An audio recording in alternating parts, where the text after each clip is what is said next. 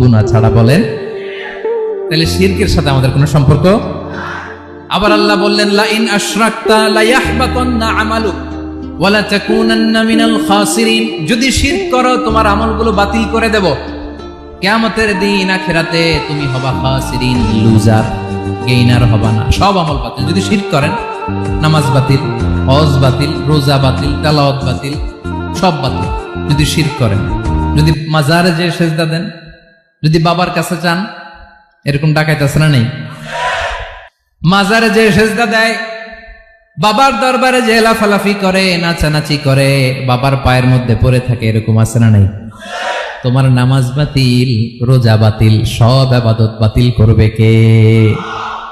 বাঁচাতে পারে একজন, তিনি কে?